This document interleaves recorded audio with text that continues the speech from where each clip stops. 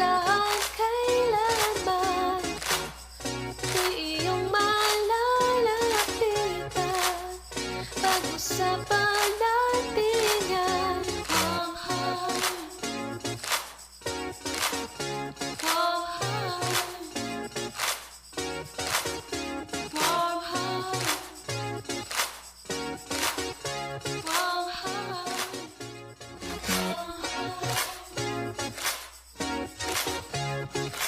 Okay, magandang araw po sa ating mga tagapakinig at tagapanood dito po sa Himpilang Radyo Pilipinas World Service. Narito na naman po ang ating palatuntunang Warm Heart na nakasentro sa mental health awareness and education. Kami pa rin po ang inyong kasama sa programa. Ito po si Bea Gaza de Guzman. At ako naman po si Steph Vicente. Yan, syempre napapakinggan at napapanood niyo po kami live sa official Facebook page ng Radyo Pilipinas World Service at sa aming YouTube channel. At available din po tayo sa online radio o audio streaming sa pamamagitan po ng ating Evox Receiver app. Kung wala pa po kayo nito, pwede nyo po itong i-download sa Google Play Store at sa App Store naman po kung kayo po ay iPhone user. Siyempre, mas pinalawak at mas pinalakas na po ulit ang Radyo Pilipinas World Service reach sa pamamagitan ng ating shortwave radio. Ang ating pong English program na napapakinggan tuwing 10 a.m. hanggang 11:30 a.m. ay available po sa 12.020 MHz, 15.640 MHz at 17.665 MHz. Ang Filipino program naman po tuwing 1:30 a.m. hanggang 4:30 a.m. para sa ating mga overseas Filipino workers at seafarers. Mapapakinggan sa shortwave frequencies na mga sumusunod, 9.370 MHz, 9.925 MHz at 12.120 MHz. Sa makikipagtulungan pa rin po ito ng ating mother agency, ang Presidential Broadcast Service sa United States Agency for Global Media o USAGM, mas kilala sa tawag na Voice of America.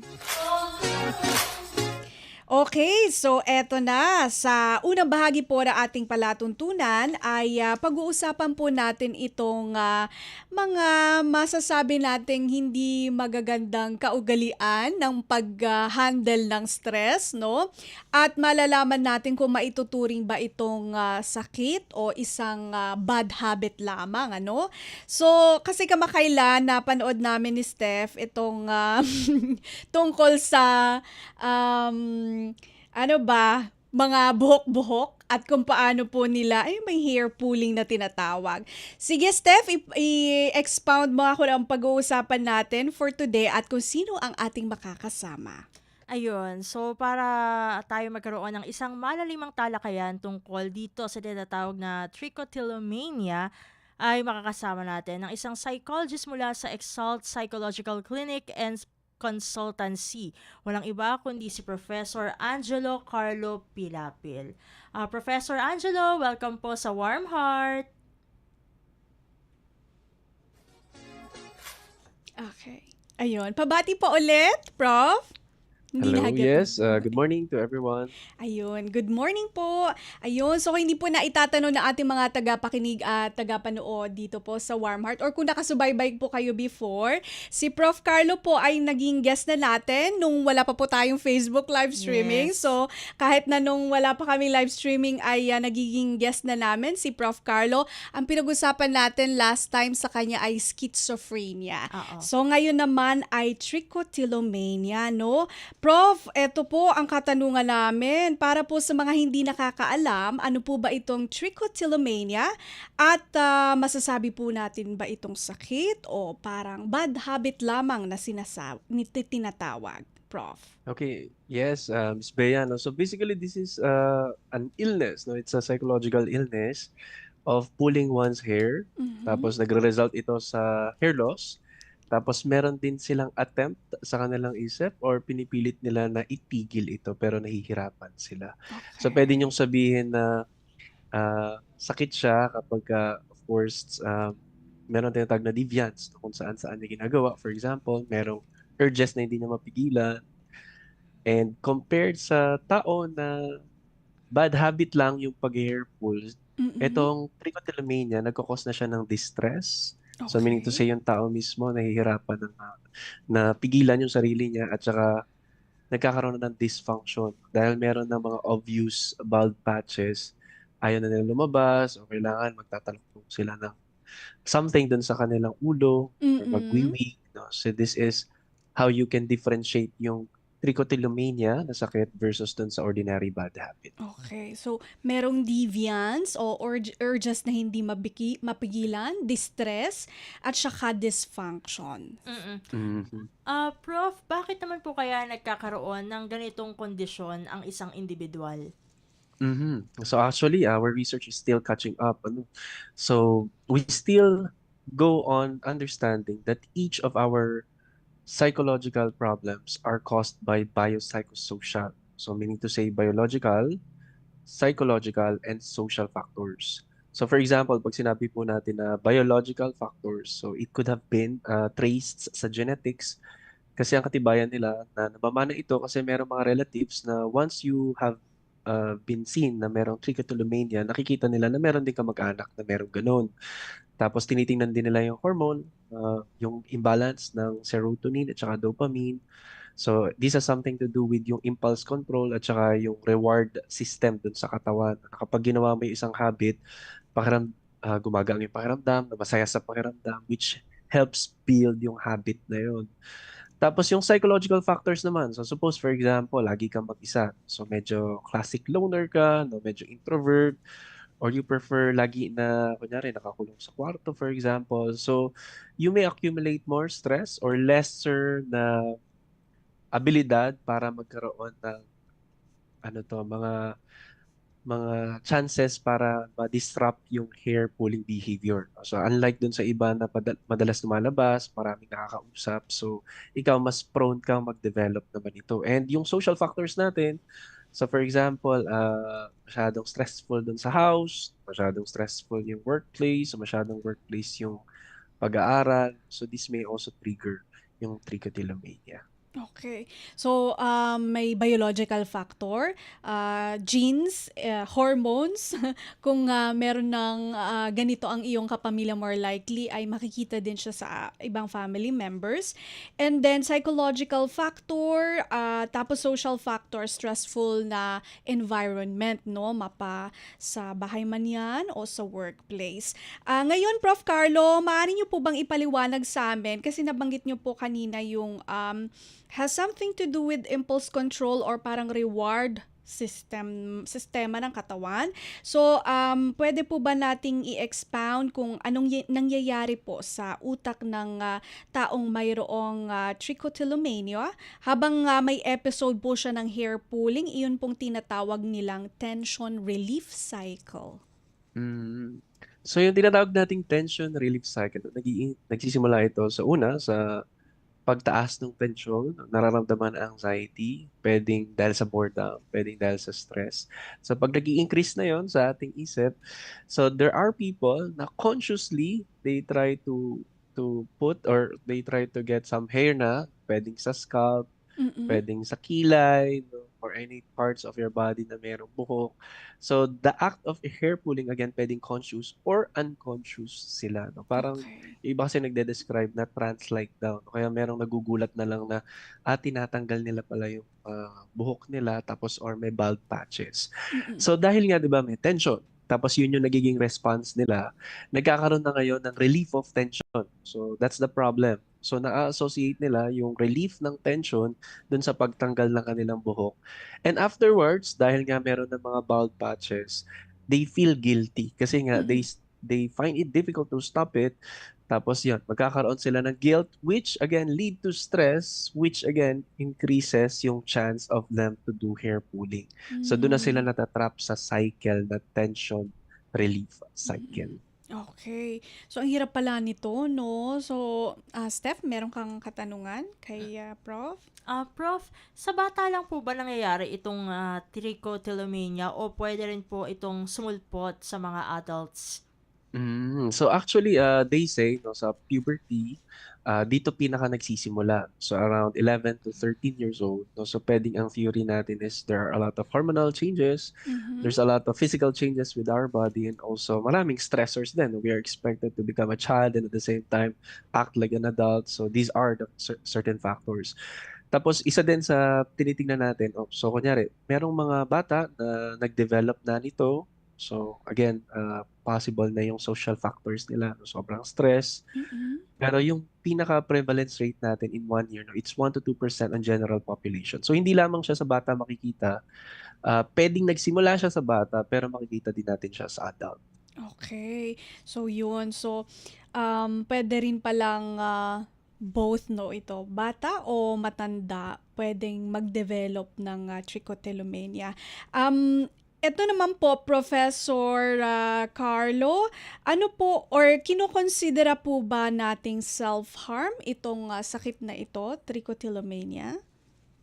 So in general parlance, so ibig sabihin sa general population, pwedeng i-consider siya na yes, no? Kasi Mhm. again, it can cause distress and dysfunction. Pero sa community ng psychology and mental health, iba yung term natin na self-harm, no? So it's more of intentional, Okay. trying to do more self-harm that may lead again to causes na kunyari yun yan, pagkakat ng risk, no? And again, pwedeng emergency cases ito, no? So hindi nabibilang yung trichotillomania doon sa self-harm cases na yun, no? So pwedeng yes and no, no? So sa general population, it can be considered as self-harm for them. Pero sa ating Okay. mental health community, iba yung term natin as self-harm. So it's more of, again, has something to do with sensitive issues of suicide. Yes, opo. So yun, malinaw yun, ah. Mm. Eto naman po 'no, ano po ba yung mga nagti-trigger pa 'no, dito sa trichotillomania? Mhm. So actually mahalaga na malaman natin yung trigger. So yung pinaka-trigger again depending on the person, no? So merong mga tao na mataas yung level of ano nila, no, parang stress uh, or protective factors against stress. So hence di sila masyadong nati-trigger no high emotional state for example or tension, pero these are the main cause, no? So pagka nagkaroon ka ng tension, kunyari stress sa work, yung katulad na sinabi natin. So sunod-sunod yung trabaho, tapos sabayan pa na kunyari may problema ka personal, Mm. relationship. So this may cause anxiety din. So for example, ikaw yung tao din na pinanganak na madalas na talagang mag-alala. So kasi meron Okay. pang part ng brain yung tinatawag na limbic system which has something to do with the way we react, no? So mas centered doon yung emotional response ng isang tao. So meron talagang highly active yung kanilang emotional response. So these can cause again a high level of trigger for a person to have reactions dun sa mga emotional states nila. So boredom, kunyari wala kang masyadong ginagawa. So Mm. again, lagi ka na sa kwarto, nakahiga ka lang, nanonood. So mapapansin nyo, yun yung madalas na ginagawa ng mga tao. Nakikita natin, nilahawakan yung buhok nila, wala silang magadot sa kanilang kamay. So again, financial stress and other personal stress can cause or can trigger as well trichotillomania. Okay. Anxiety, worry, kasi sabi ni Professor Carlo, meron daw pong mga taong ipinanganak talaga na madaling mag-worry or highly active daw po ang emotional response. Um, Prof, eto naman po, paano po ba ginagamot, may treatment or therapy po ba para sa trichotillomania? Yes, meron tayong treatment. Ano, and lagi natin tinitingnan yung main cause talaga niya, no? So kanina, 'di ba, sabi natin biopsychosocial. So like Mm. I always explain doon sa therapy. So for example, ito yung katawan natin. So dinapuan for example ng virus, no? Tapos tayo inubo for example. So that's highly biological. So we can easily take medications ah, para gumaling. Pero dahil biopsychosocial ito, yun yung approach natin. Sa biological, there are some medications that may be helpful. So since ang number one trigger natin is stress, so pwedeng yung tao na for example nakaka-experience ng high level of anxiety or depression, pwedeng mag-take ng antidepressants at saka anti-anxiety or anxiolytics. Of course, with a great supervision of their psychiatrist. No? So hindi din lahat ng doktor ay nagbibigay ng gamot about this mga psychotropic medications as well. Tapos at the same time, no, yung sa psychosocial factors, dito na pumapasok yung CBT, no, or cognitive behavior therapy, or for example, behavior therapy natin. So parang specific, no, yung tinatawag na habit reversal training. So paano ba nangyayari yung habit reversal training? So you have to identify. So a lot of psychological issues pwedeng applyan nito. Finding triggers. So for example, pending gambling. So kapag naboboard for example tayo, no, hanapin natin ano ba yung nagkakos talaga nung situation para magkaroon tayo ng tendency to hair pull.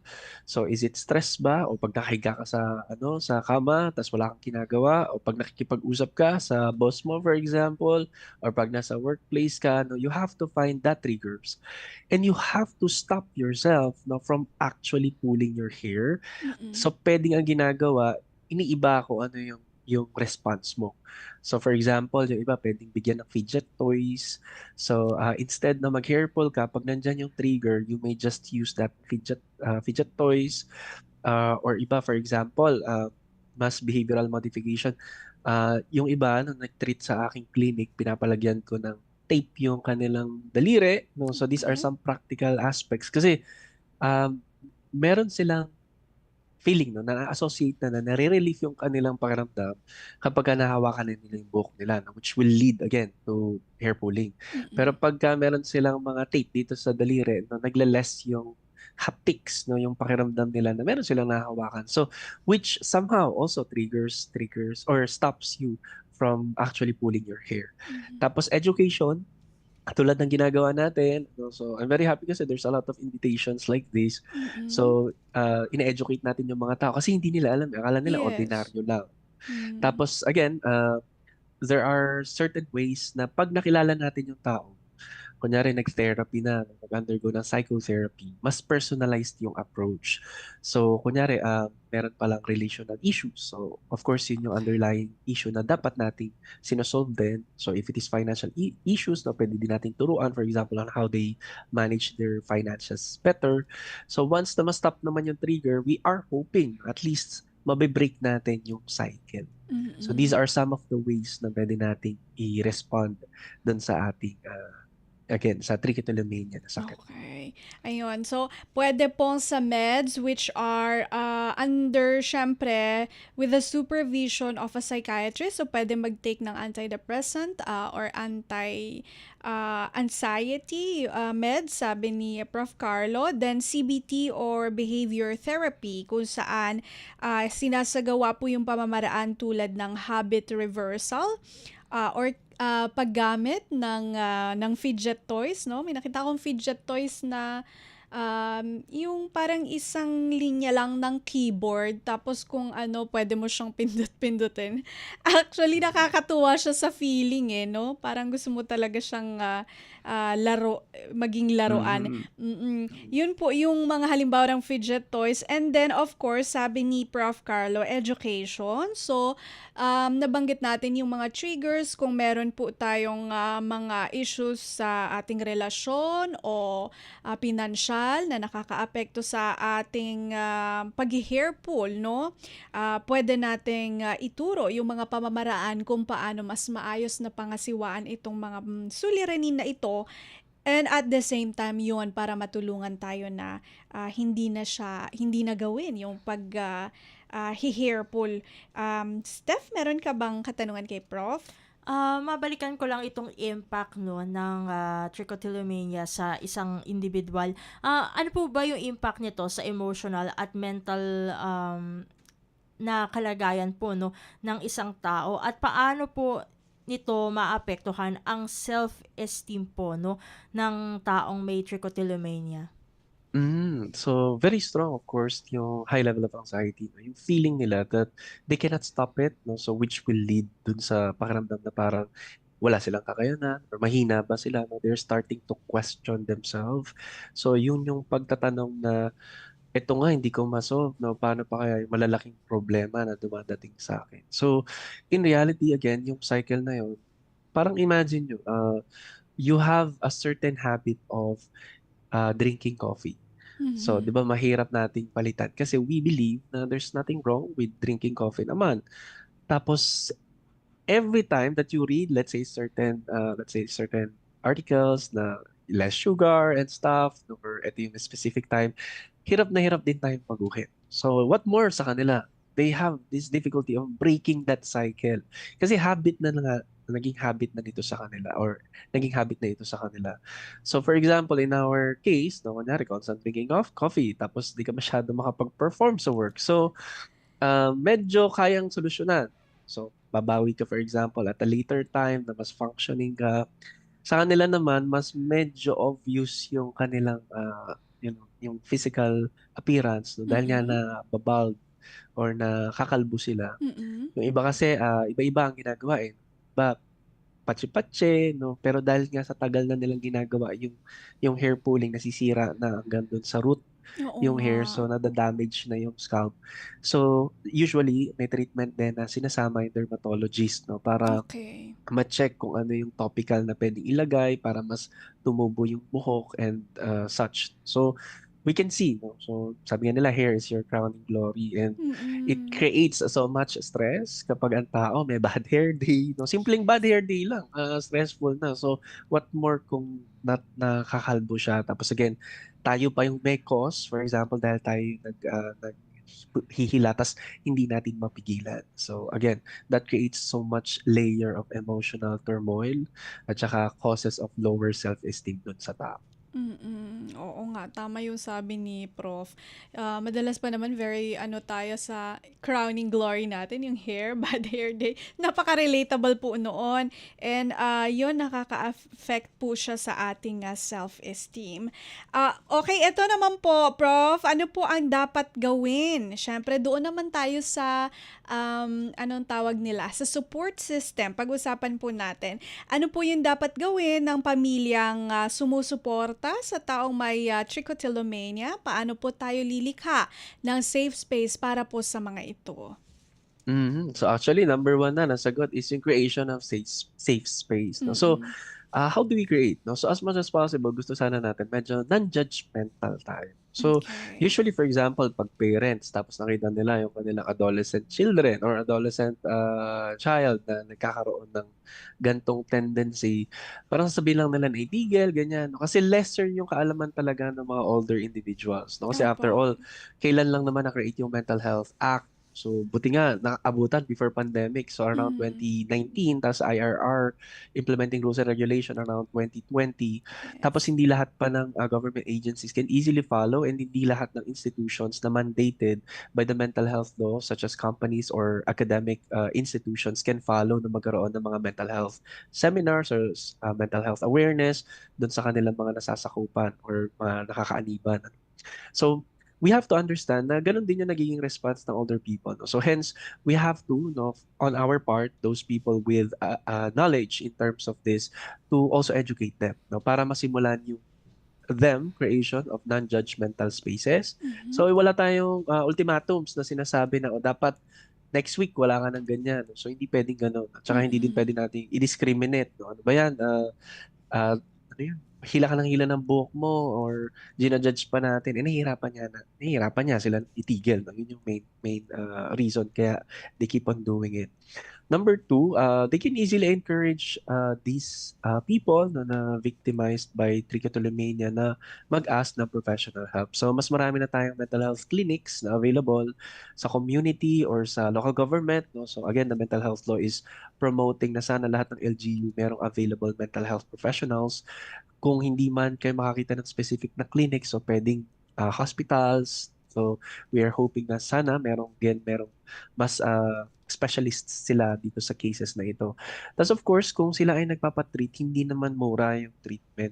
So, Yes. as much as possible, kumbaga financially, no, yung presence lang natin, no, hahatid natin sila sa clinic. If there's a therapy, kasi hindi naman one time lang ang therapy. So, let's say ang therapy natin, 2 to 4 sessions per month. Tapos, it can last from 9 to 18 sessions, no, depending on, again, the case of the person. So, yung simple lang na sinasamahan natin sila doon sa treatment nila, malaking bagay na yun sa kanila. So I hope na yun yung magawa din ng mga pamilya. Again, mas informed tayo as a Filipino community din. Okay, ayun. So paglikha ng isang ligtas na lugar, kabilang na po dito yung pag-iwas po na maging judgmental, sabi ni Prof. Carlo, and also yung pagde-discriminate, no? And syempre, huwag mahihiyang magtanong. Ask for professional help kung pakiramdam nyo po ay meron kayo nito. Marami po dyan daw mga clinics, and also dahil nga doon sa Mental Health Act natin, meron po minsan sa mga hospitals and sa local government units or LGUs. And at the same time, sa ating pong mga kapamilya, o kung kayo po ay family member ng meron pong trichotillomania, maigi po, sabi ni Prof. Carlo, hindi naman po necessarily sa financial support, dahil sabi niya medyo mahal, pero pwede din pong bumawi sa simpleng pagbibigay ng oras sa paghahatid o pagsusundo kung ito po ay possible sa atin, no, Steph? And speaking of awareness po, may mga mali pa po bang paniniwala patungkol sa trichotillomania na dapat po nating iwasto? Siguro yung thinking na mahina lang yung taong nagkakaganito. So that's one. I always say Okay. there's a point of treatment to all kinds of psychological illness. So hindi nakakahiya na humingi ng tulong. It's a different kind of courage when we ask help to other people. Ayun. Okay, Steph? Any Mm-mm. more? Siguro yung final message Oo, na lang yes. natin. Oo. Sige, ang inyo pong parting message na lang, Prof. Carlo, and also kung meron pong gustong dumulog sa Exalt Psychological Clinic and Consultancy, saan po kayo pwedeng tawagan o i-message? Yes, maraming salamat. And of course, I would want to thank Radyo Pilipinas for this opportunity, no, na makapamahagi dun sa mga tao at ma-reach natin din yung mga Pilipino sa buong mundo din na nakikinig sa ating himpilan. And at the same time, for those na, again, nagkakaroon ng kahit anong mental health symptoms, no, nandito kami para tumulong, no, mental health professionals and the entire community. So for Yes. those na gustong dumulog doon sa aking clinic, no, type nyo lamang po sa Google, Exalt Psychological Clinic, tapos makikita nyo po ang aming contact details doon. Okay, ayan. Maraming salamat po, Prof. Carlo, sa pagbibigay ng oras sa amin at sa aming mga listeners po. Na-appreciate namin to kahit na it's a Sunday, perhaps it's your rest day po. So, really appreciate your time po, at sa uulitin, mabuhay po kayo, sir. Maraming salamat. Maraming salamat. Yan po si Professor Angelo Carlo Pilapil, psychologist ng Exalt Psychological Clinic and Consultancy. Kanya pong naibahagi sa atin ang mga mahahalagang impormasyon patungkol po dito sa trichotillomania. Magbabalik po ang programang Warm Heart makalipas ang ilang paalala. Mabilis ang trivia, dagdag talino. Heto na ang Dagling Kaalaman. Alam nyo ba na tuwing ikalawang linggo ng Oktubre, ipinagdiriwang natin ang National Mental Health Week? Diniklara ito sa bisa ng proklamasyon bilang 452 noong 1994 upang palawakin ang kamalayan tungkol sa kahalagahan ng mental health. Mahalaga ito dahil, tulad ng ating pisikal na kalusugan, kailangan ding alagaan ang ating isip at damdamin. Kaya ngayong Oktubre, maglaan ng oras para kumustahin ang sarili at ang mga mahal sa buhay. Tandaan, ang malusog na pag-iisip ay pundasyon ng mas masayang buhay. Kaunting kaalaman na malaking dagdag talino. Abangan muli ang susunod na Dagling Kaalaman. Attitude of gratitude. Attitude of gratitude. Attitude or attitude. Attitude of gratitude. Gratefulness. Gratefulness. Gratefulness. Joy. Joy. Joy. Appreciation. Appreciation. Appreciation. Attitude Attitude of gratitude. of gratitude. Nagbabalik po ang palatuntunang Warm Heart dito pa rin po sa Himpilang Radyo Pilipinas World Service. Kami pa rin po ang inyong kasama, Bea Gaza de Guzman. At Steph Vicente. Okay, at napapanood nyo po kami live sa ating official Facebook page. Meron po tayong Facebook live streaming sa Radyo Pilipinas World Service at sa YouTube channel. Pwede rin nyo po kami makapakinggan sa inyong mga cellphone sa online radio o audio streaming sa pamamagitan ng Evox Receiver app. Kung kayo po ay Android user, pwede nyo po i-download ang Evox sa Google Play Store at sa App Store naman po kung kayo po ay iPhone user. Siyempre, balik shortwave radio na rin po ang Radyo Pilipinas World Service. At ito po ay sa pakikipagtulungan ng ating mother agency, Presidential Broadcast Service sa United States Agency for Global Media o USAGM o mas kilala sa tawag na Voice of America. Ang English program po tuwing 10 a.m. hanggang 11:30 a.m. ay mapapakinggan sa mga sumusunod na shortwave frequencies 12.020 MHz, 15.640 MHz at 17.665 MHz. Ang Filipino program naman po tuwing 1:30 a.m. hanggang 4:30 a.m. mapapakinggan po sa mga sumusunod na shortwave frequencies 9.370 MHz, 9.925 MHz at 12.120 MHz. Naku, bago ko makalimutan, doon sa unang announcement, nakalimutan ko na naman. Ito pong aming programang Warm Heart ay nire-replay po sa ating sister station, ang Radyo Pilipinas Magazine, 1278 kHz para po sa mga local listeners dito po sa Maynila. At ang schedule po natin ay Saturday and Sunday at 1 p.m. to 2 p.m. So, ito pong episode for today ay pwede nyo pong mapakinggan next Saturday naman sa kanila. Yon, Radyo Pilipinas Magazine, 1278 kHz. Okay, so eto na, papasukin na natin ang ating attitude of gratitude. Steph, pwede mo bang i-remind ang ating mga tagapakinig kung ano yung mga katanungan na nagfa-facilitate ng grateful heart? Ayun. So, unang-una na dyan ay what happened today that was good? Pangalawa ay which people in my life am I grateful for? Pangatlo, what am I taking for granted that I can be thankful for? Pang-apat, what did I accomplish today? Panglima, what is the last book I read or movie, show, or social media clip I saw that I really appreciated and why? Kasunod na dyan, yung what am I most looking forward to this week, month, and year, and why? Pang-pito, what is the kindest thing someone has said or done lately? At yung pang-walo natin. At pang-huli, what can I celebrate today? Yun, okay. So, ako na muna, Steph. Siguro ang isi-share ko, eto kasi, narinig ko yung expression na to, may pagmamalaki ako sa'yo. Parang ganun. So, eto naman, natutuwa lang kasi ako. Alam ko naman, si Steph medyo relate dito. Meron din siyang sister, younger than her. At parehas kami na sinusupport in whatever way we can, yung aming mga younger siblings. So, natutuwa ako na recently, binalita sa akin ng kapatid ko na malapit na sa katotohanan ng kanyang graduation. So, yun na siguro po ang aking ipinagpapasalamat, no? Natutuwa ako, syempre, sa success ng ibang tao, especially kapag ito po ay malapit sa'yo, 'di ba? Natutuwa tayo sa mga ganoon. Dito po kasi sa journey na to, kapag ka family member, nakikita mo naman yung ups and downs, no? So nakita mo naman kung paano pinaghirapan yung mga bagay-bagay, paano nalungkot kapag hindi nag-succeed o nagtagumpay, o paano natuwa kung nagtagumpay naman doon sa mga hamon. Ang alam ko kasi na-publish yung kanilang thesis. So, natutuwa din ako doon. Kasi pangarap ko yun makapag-publish. Pero inunahan pa ako ng kapatid ko, which is very natutuwa naman po ako doon. So, yung mga bagay po na ganito, siguro mga simple achievements na pwede nating i-share.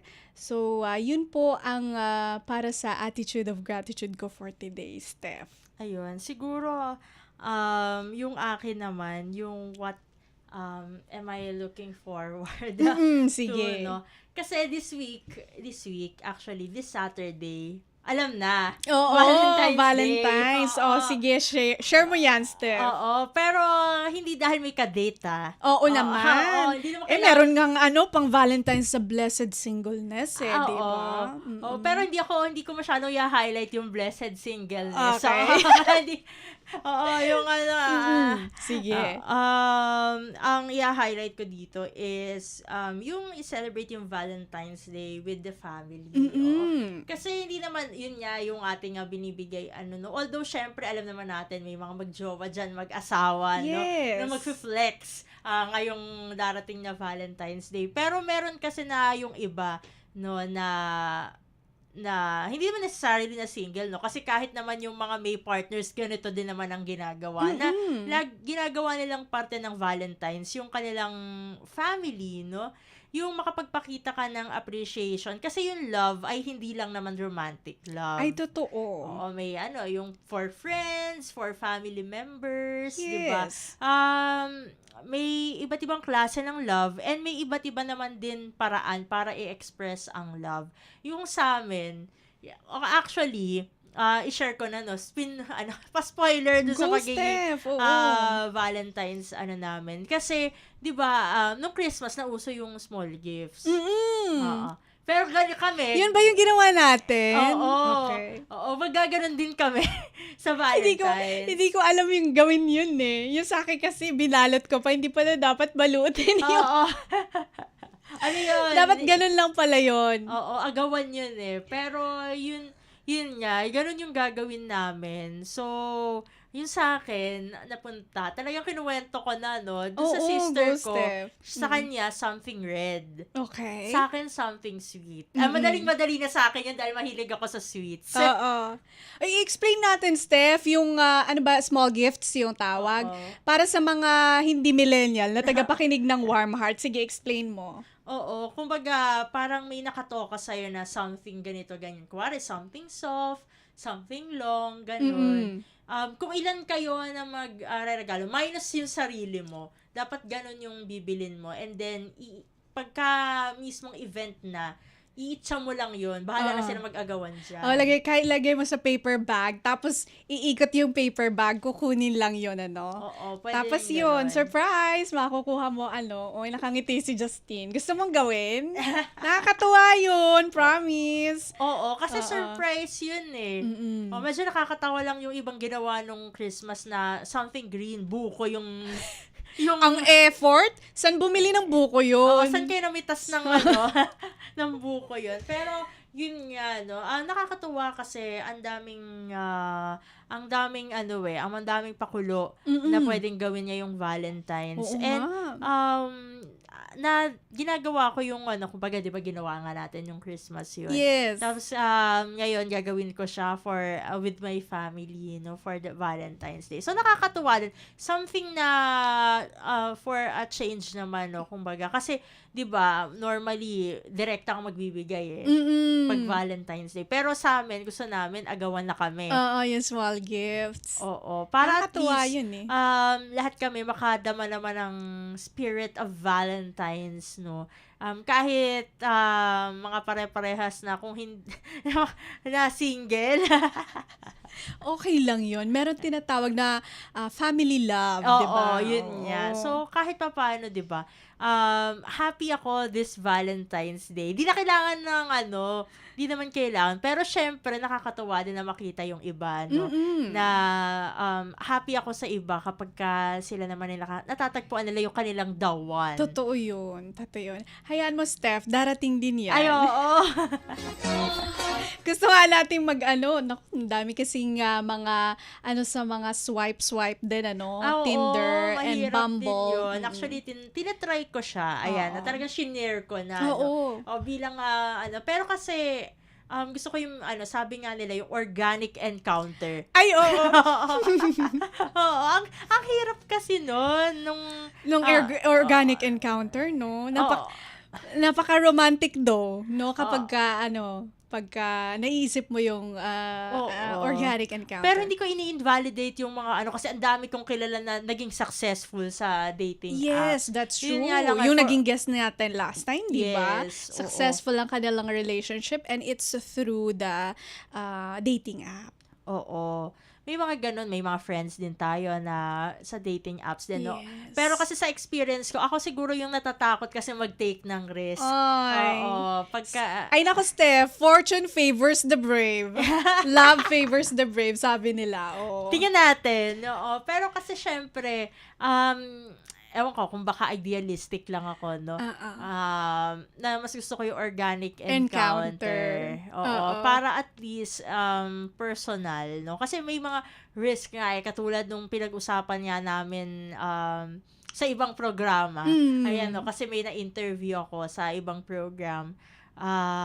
Yung mga regarding sa love scam. Oo nga pala, Steph. Nako, take this opportunity.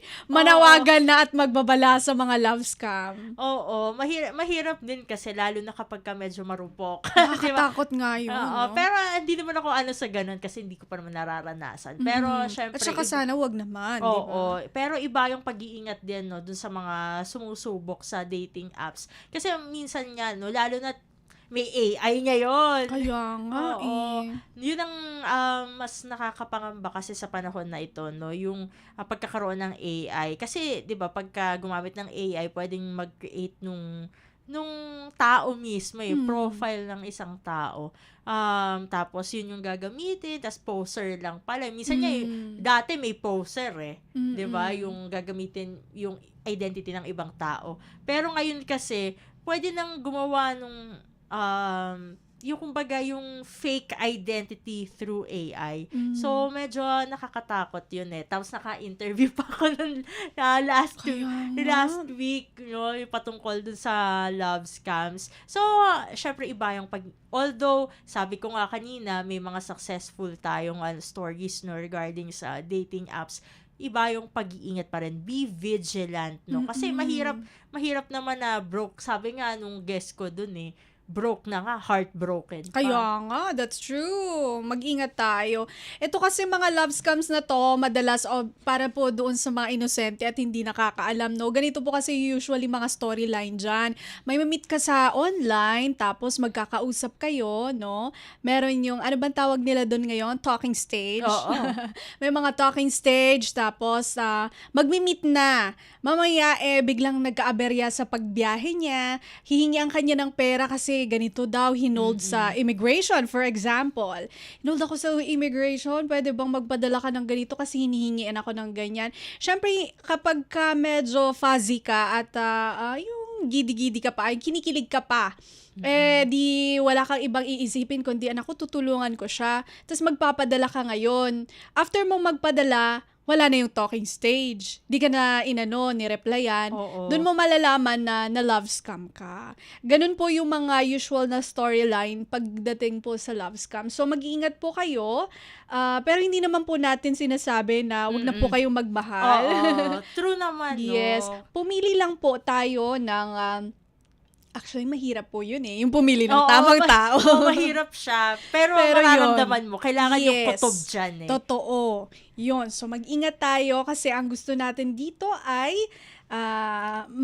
mapapunta tayo sa tamang tao. Dun Yun. sa tinatawag talaga na the one. Yes, and also be accountable sa sarili mo. Siyempre, tulungan ang sarili, huwag magpaloko. Yan.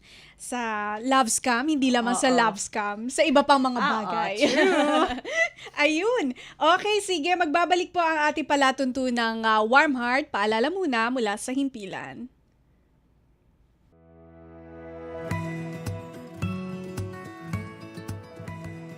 Sa isang bagong Pilipinas, hindi dapat makamba ang pamilyang Pilipino sa mga bayarin sa ospital. Kaya naman sa Zero Billing Policy, libre ang inyong paggamot sa lahat ng mga Department of Health hospitals. Mapa-inpatient, outpatient, o emergency services. Isama na rin ang mga mamahaling gamot, lab tests, therapy, at marami pang iba. Libre ang inyong paggamot. Ang pangangalaga sa kalusugan ng mamamayan ay ang ating pangunahing tungkulin dahil ang serbisyong medikal ay karapatan at hindi dagdag pasanin.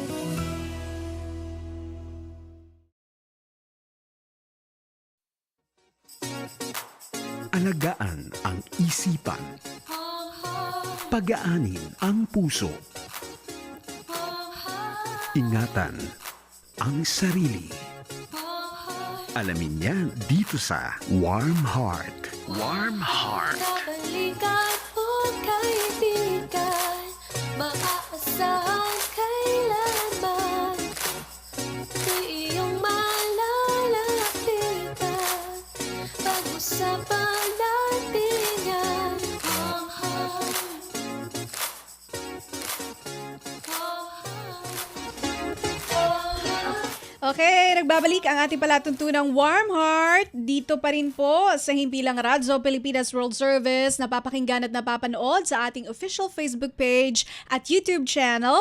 Available din po tayo sa online radio o audio streaming sa pamamagitan ng Evox Receiver app na pwede nyo pong i-download kung kayo po ay Android user sa Google Play Store at sa App Store naman po kung kayo ay iPhone user. At syempre, kami po ay napapakinggan sa shortwave radio, ang English program po tuwing 10 a.m. hanggang 11:30 a.m. mapapakinggan sa mga sumusunod na shortwave frequencies, 12.020 MHz, 15.640 MHz at 17.665 MHz.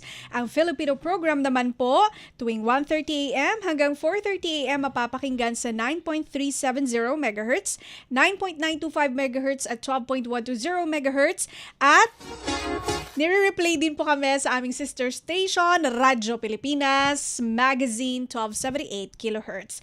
Okay, so eto na ang ating mga public service announcement hatid sa atin ni Steph Vicente. Ayun. So, ang una nating PSA ay manggagaling sa Cognicare Psychological Center dahil meron silang tinatawag na One Mental Health Conference 2026, Inclusive Minds, Empowered Community Strengthening Mental Health for All. So, ito ay isang landmark mental health gathering na kung saan pinagtitipon-tipon ang mga leader, practitioner, educator at advocates across the country habang tinatrabaho natin ang isang inclusive, responsive at empowered na community, particular sa mental health community. So meron silang Central Luzon leg na gaganapin sa April 25, 2026 sa Moments the Events Place, Cabanatuan City. Meron din silang South Luzon leg sa May 9, 2026 sa Hotel Dominic, Tagaytay City, Cavite.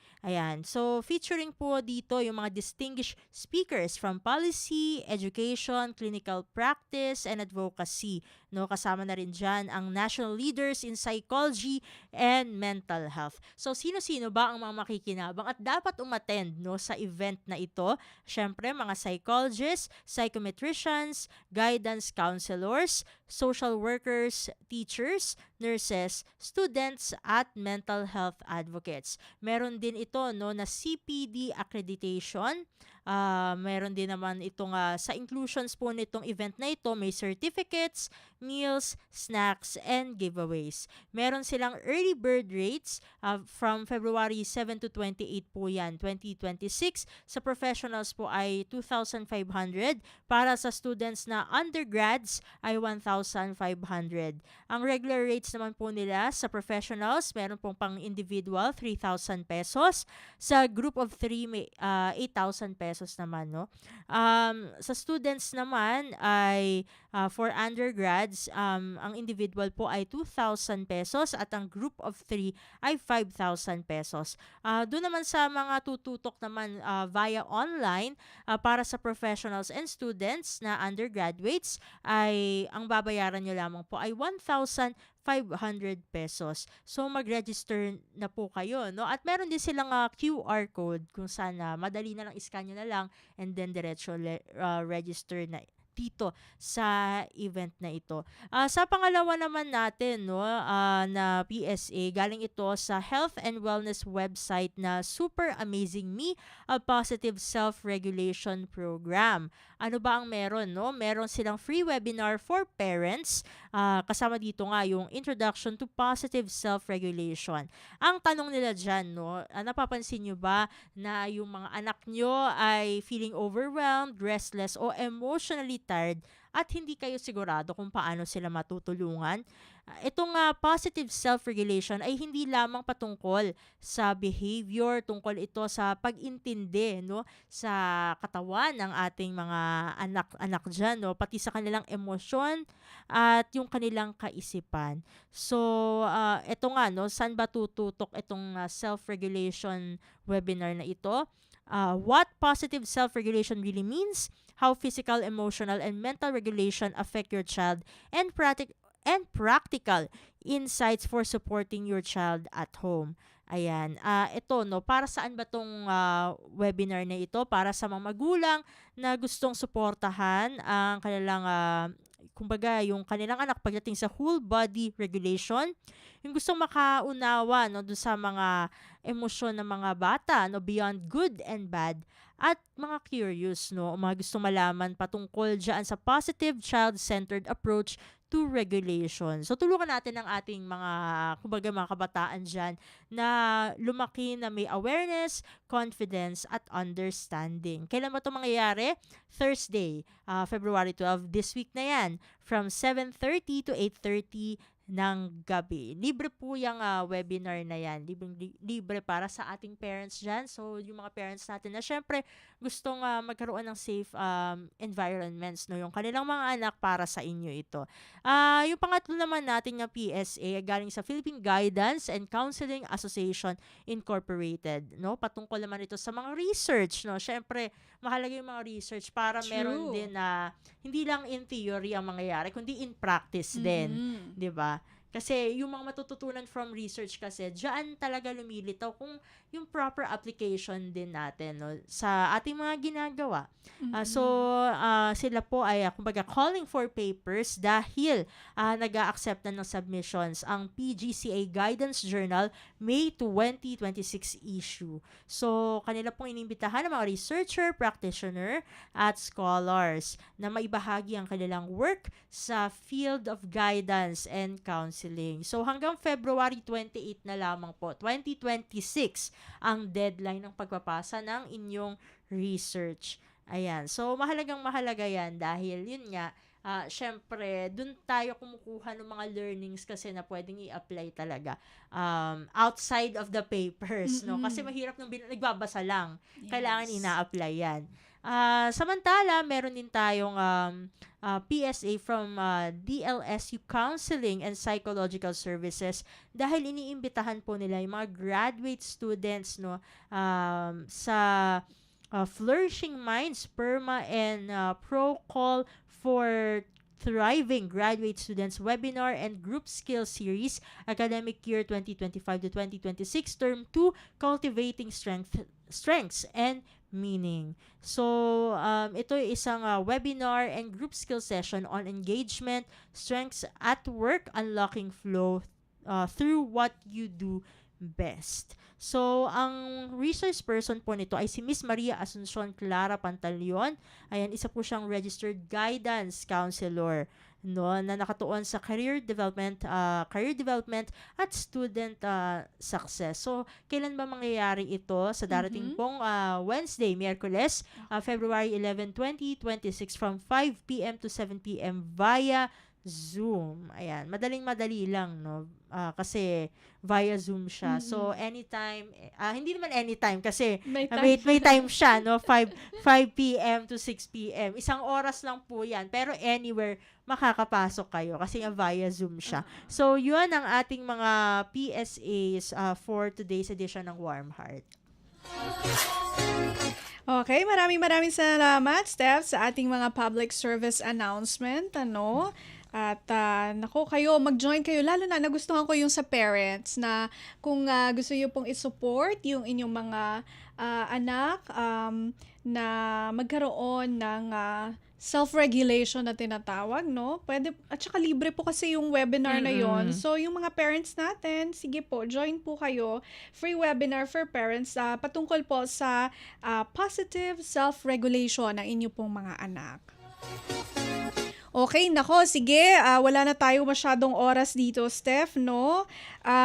Pero ipa-plug muna natin kasi meron tayong sa post-Valentine's naman ay meron tayong ibabahagi muli ng mga Yes. kwento. Kasi kung napansin nyo po, ang Warm Heart po, during the past how many episodes? 2. Actually, may target po kami sana today, pero hindi lang po siya nangyari. But anyway, yung first 2 naman po natin, they are very inspiring stories din naman po. Yung una, kagaya ng nabanggit ni Steph, isa pong Filipina na or in a relationship with the Dutch. So ito po ay foreign national. At kinuwento po kung paano po sila nagkakilala through a dating app at kasalukuyan naman po silang happy sa kanilang relationship. Yes. Yun po yung sa unang part natin. Doon sa ikalawang part naman po, ito yung dalawang mga Pilipino naman.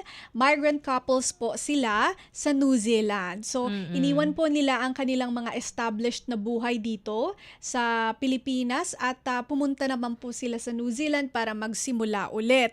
No? At marami po tayo natutunan dito sa mga couple na to. Abangan nyo po dahil sa February 15, muli po naming ibabahagi sa inyo ito pong mga kwentong pag-ibig na ito na fini-feature po natin ng ating mga migrant couples and Yes. also po mga Filipinas po na nakamit ng foreign nationals na meron naman pong mga magandang istorya kasi madalas naririnig natin yung mga ganoon napupunta lang sa abused relation or abusive relationship. Pero hindi naman po lahat. Huwag po nating i-generalize. Yes. So, yan po, abangan nyo po ang aming muling ibabahagi mga kwento sa inyo sa susunod na linggo po, February 15, 2026, 8 a.m. pa rin po dito po sa Warm Heart. At bago tayo tuluyang magpaalam, syempre magpapasalamat muna tayo sa ating nagsilbing Master Control Technician, si Sir Leo Magpayo, na atin din pong producer. Abangan nyo po mamayang 3:30 p.m. ang kanyang Discarding Wise. Kasama po si Jonathan Ravelas. Yan. Tungkol po yan sa financial literacy, lalo na po sa ating mga Ayun. OFWs. 3 daw. 3. Ay, 3 p.m. 3 p.m. to 3:30 p.m. Yon, Discarding Wise. Maraming salamat din kay Justin Osias, ang ating Warcast operator, at sa ating pong mga tagapakinig at tagapanood dito po sa Palatuntunang Warm Heart. Muli, ito po si Bea Gaza de Guzman. At ako naman si Steph Vicente at ito ang Warm Heart. Warm heart. Warm heart. Warm heart. Warm heart. Kabalikan o kaibigan, maaasahan kailanman. Di iyong malalapitan, pag-usapan natin yan. Warm heart. Warm heart. Warm heart.